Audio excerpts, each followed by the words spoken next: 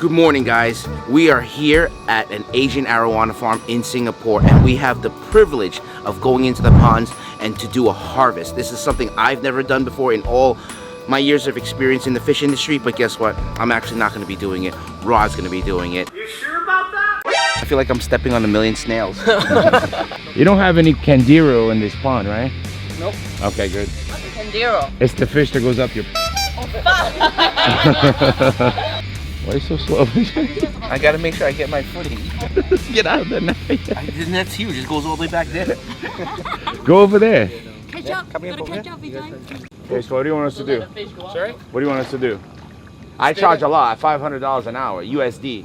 No SG. I'm charging you for the experience, buddy. You didn't tell me that. That's 500 bucks now. That's two, and that's 1,000. No problem. Amen.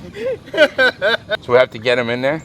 No, just that particular piece. Yeah, That particular. that particular one. So, what you notice is they have a extended mouth. You look at the lower side of the throat. The lower side of the throat, Vijay. Yes, I'm looking.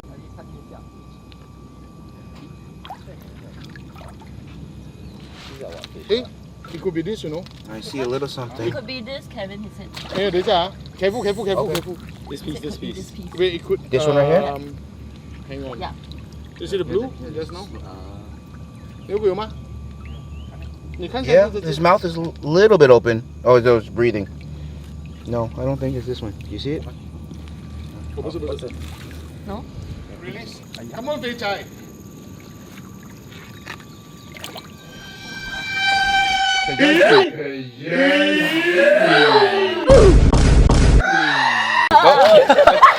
It went the wrong way. You're fired. This is the one? No? You gotta stand here and defend.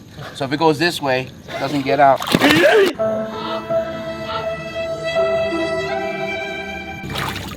There you go. There you go. Simple.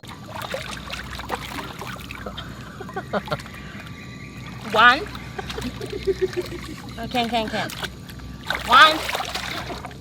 Wait, so you count that? Just throw it when you Just say 3. Yep. 2, 3.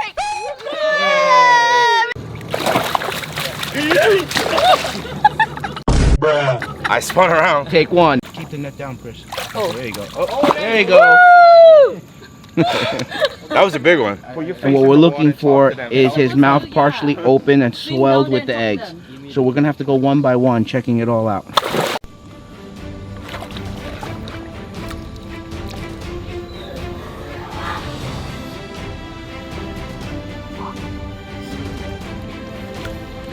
Good morning. Go out. Empty. How many babies we got?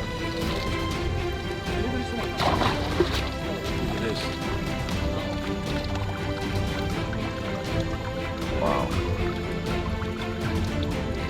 Cha-ching. Look at that, a little runaway escaped convict. Should I put it in my pocket? Sure. We'll bring it home. It's basically like humans, different maturity. So the plus minus that there is there's one here. like a couple of days. Hey, you calculated how many or not? What species are these? These are crossbacks, blue base. Go ahead, Fitch. I grab one. Alright. There's no more. Oh, well. Oh, there's no more. You took the last one, then you offered me. Hey, Thanks.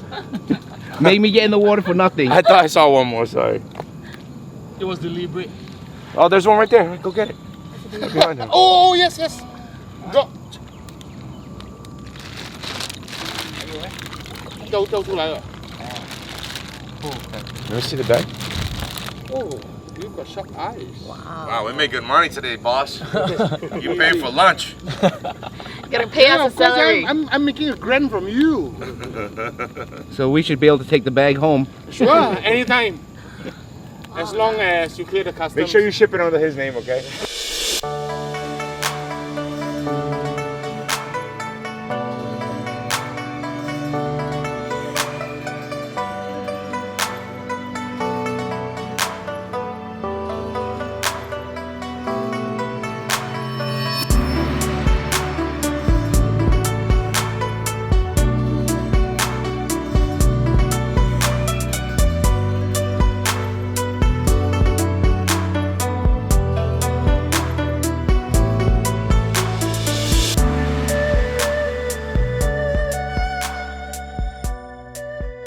we're all showered and clean now. We're back at the main facility where they tank everything. We're gonna show you how they acclimate it. They said that it's very important, and there's some technique to how to acclimate them, because you can't take the fish out of the pond water and go right into tank water. So I'm trying to learn a few tricks here, so let's go. Let's move in there. What we're gonna do is we're gonna climatize the fries, and you guys can take a look at the process. Okay, so we missed a step here. We didn't get to introduce Aaron. This is the owner of Imperial Arowana Farm in Singapore, and he was gracious enough to host us, allow us to get into his ponds, handle his fish, and now he's gonna teach us all his secrets. All of them? And he's not even All of gonna them? know it. Nope. I'm gonna be subliminally extracting it out of his brain. We're actually expanding this part of the farm, and with this we'll probably be the biggest in Singapore already. All for arowanas. Purely Arowana. What part of the world is your biggest market? The biggest market, to speak, China is one of them. Yeah. I think China is the biggest market for almost any industry, not just fish. This is a fraction of what we have. These are the younger fries that we actually harvested about 2 to 3 weeks ago. This fishes has their egg sac. So basically the egg sac is gone. These fishes are free swimming, so these are between about 7 to 8 weeks, probably about 8 weeks. So the fish that we got today are about 7 weeks, right? It's about that, and that is why you don't see the egg sacs. If you were to look at this, there are still some with egg sacs. See that? There's still little egg sacs at the bottom. So this egg sacs is basically what provides the needs and the wants of the fish. I have a very interesting question. If you have different, I know you don't do this, but if you had different arowanas in the pond, like red, gold, whatever, and they are carrying their babies in the pond, and I know the babies come out and free swim a while and then go back to, do you think like they would go to the wrong parent, the babies? Especially in the pond, chances are they will not be returning back to their parents. They will be gone by then, because Really? Yes. I thought they stay close, and always when they're scared they go back into the mouth. more for the Tomans or the Harans, or what you call the Bakas and such. But Arowanas, chances of them being eaten is actually much higher. Really? Okay. Did I answer your questions? Not really. I was trying to see if they would switch to different parents, but he said it wouldn't get a chance because they would get eaten. Because you must understand that another parent will not be there, and there's not a father around there. Oh yeah, So they'll just whatever eat. that's there, right, is actually a predator rather than another parent. And because they are territorial, so to speak, the different parents will actually hide in different places. I see. So there is probably zero chances of intermixing of parents itself. All right, that answers my question. It'll be more like this. Hey, daddy, boom, eat it. You know. Yeah. It's not daddy anymore. It's no longer. It's like hey, Ryan daddy, coming to me and saying, calling me daddy. Yeah, yeah, it doesn't happen. Now we look at, these are probably about 4 to 5 months.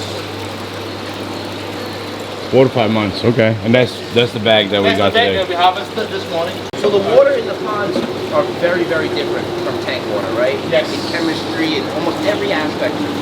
So what do you have to do?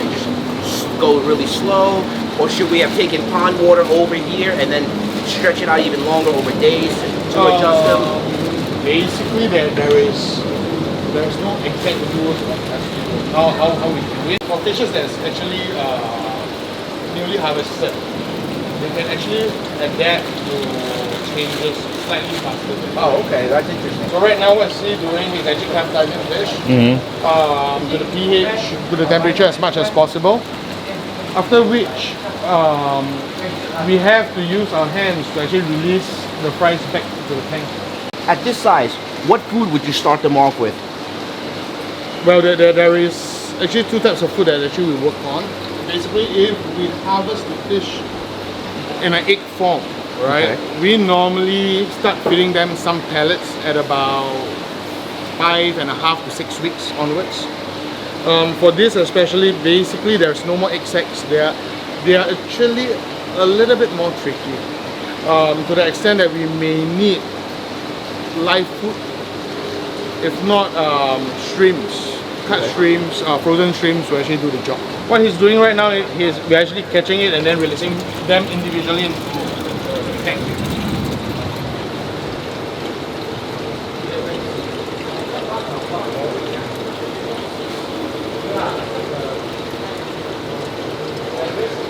everything he said and the way they acclimate this babies, it's pretty much how we acclimate fish back home with the acclimation station. They change the water little by little until the pH and the water parameters are the same, and then they hand take the fish into the tank. They don't want the pond water to go into that tank and mess things up. So the same way we do it at the shop, same way we tell you guys to do it at home.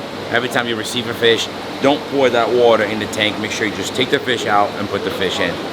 But yeah, they all made it. They all look good. I think it was a very successful day. It's not an experience you get to enjoy every day. You have to know the right people, and people who actually will trust you to go into their ponds, because this is their livelihood. We pretty much had, you know, their profits in their hands. So I'm very grateful for them to allow us. We found out that he held that one for us. Yes. And he could have lost them, right? Yes, he was waiting, because it's also timing. If it's time, it's time. You're not going to risk losing the babies just to hold out for us to film. So timing worked out perfectly, and it was a great experience. I want to do it again. Seeing these tubs, it brought up something that I've always wanted to know, and I think everyone at home wants to know as well. This looks like what they call white tank treatment. Right. Because I see everything's all white, you got the light, even the covers. Yes. What is the purpose of it? What is the goal? What are you trying to achieve? Okay, for arowanas, right, basically animal instincts. To protect themselves, they will try to camouflage themselves within the environment itself. So it's like putting on tattoo on the body. If you have paler skin or whiter skin, color shines better. So with that, when you put them on a white tank treatment, you see the crossing actually crosses much earlier than what's supposed to be. In the past, like about 10, 15 years ago, 20 years ago, where we don't have white tank treatments, color kicks in averaging between about 1.5 years to 2 years old at least. But with white tank treatment and then after that, and then transferring them to another tank, the color is more crisp and you get the coloration much earlier. Okay, so the question also people have at home is, we understand everything you explained now, but after we go home with our fish and we don't do white tank treatment, does it revert? No, it doesn't. Okay, So 'cause I see a lot of hobbies at home trying to do the same thing, copy it, do the treatment, you know. I just was always wondering, was it necessary? well, it's not really that necessary to do a white tank treatment if you can do it, because if you have got the right genetics Yes. and it's already inborn within the fish, it will come out. But it's just a matter of time. Time, right? Yeah, because I always that's tell very people much- whenever they ask me that, Yes. I said genetics is more important than anything else. If it doesn't have it, it doesn't have it. It's Yes. like spray tanning, it's not. It doesn't matter what kind of food that you actually give, what kind of lights that they actually use to bring out the colors, unless you're talking about aquarium lights where it pushes out the coloration of the fish. But technically speaking, if you're talking about arowanas itself, the way to choose an arowana, the way that it should be viewed is by switching off the lights. Yes. So you see the natural coloration of the fish itself. So what you just said led me to my next question. You mentioned tanning. A lot of people always buying those lights and putting it on the side of the tank, trying to tan the fish. Does that really help develop the color, or it's just the red light just makes them look pleasant at the moment? So Or we get real results? tanning lights, right? Okay, what the idea of all these tanning lights is they are actually trying to mimic the frequency, the lumens of the sunlight. I mean, I've always believed, and I've told Rod many times, right? I think the key is the UV rays. Yes. But in the aquarium industry, you can go buy a light bulb and look at the label, but do we know whether it really has the UV rays, or it could be just, that's what I'm always worried about.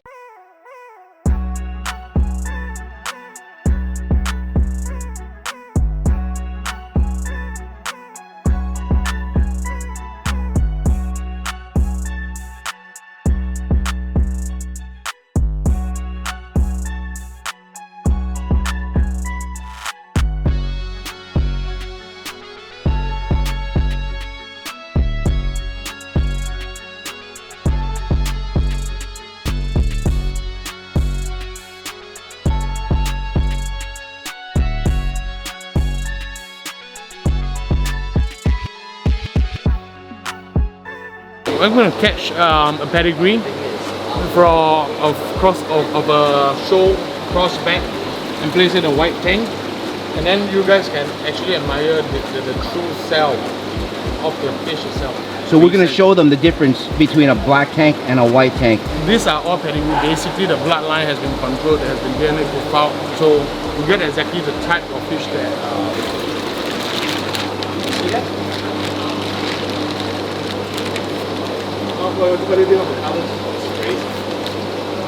So yes, this is the kind of colors that you're expecting from an Arowana. This looks like a really nice piece. Is there any information or story behind this piece? This is actually a 24K purple. It's a purple base. 24K purple Yes, base. So basically, what we are talking when we are talking about 24K, is actually the golden head. Yes. Alright. A cross back doesn't mean that the coloration and the crossing needs to cross the back of its the top back basically. Yeah. What you're looking in a proper gross back are actually the pearly scales, which is actually the mini scales that's below the top fin. Mm-hmm. Right? The gold dust on the fins and tails, Okay. as well as the shine and luster on a fish. That's basically what defines, or that is what basically defines a proper crossback. Okay.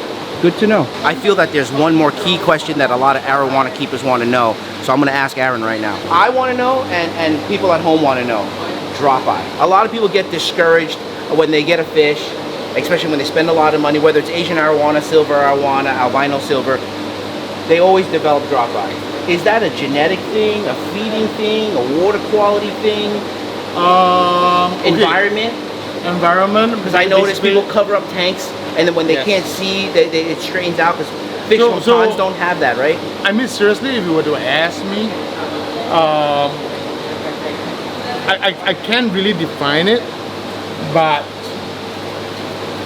we realize that actually drop eye actually falls very much more on the reds than the rest. Same as protruding lower jaws. It's very tricky on the red. It may not be inherent for PLJ, right? But overfeeding and underfeeding, or especially when the fish is sick, that basically actually develops the PLJ. Next to the drop eye, which about your question, right? We realize that if there is more vibration of tanks, especially, drop eyes develop. The other one is also the way that we actually feed the fish, especially when we just drop it and then let it sink down, and then have the fish to consume. Over time, when they hear the vibration, they will feel that the food is actually on the base of the tank. So chances of them tilting over and then bending down to look for their food is higher, and that to us might be the possible cause of muscle straining on the eyes, and then thus causing the drop eye. So you don't think it's a genetic thing at all? No, impossible. So I see people at home do that ping pong ball thing where you think that helps or no? No, it's not gonna work. Because now you're making them look up instead of down. That is for the very beginning, when you don't think that the food is at the bottom. Yeah. And you come to realize that actually a lot of food sticks, a lot of food that's actually designed for Arowanas are actually the floating types. Yes. Number two, statistics and experience has shown that fishes kept in our FGTs never develop drop eyes. Same for fishes in the pond. Yes. So if you ask me, I feel that basically it's actually the vibration, and as well as the way the food is being dropped to the fish that actually causes that.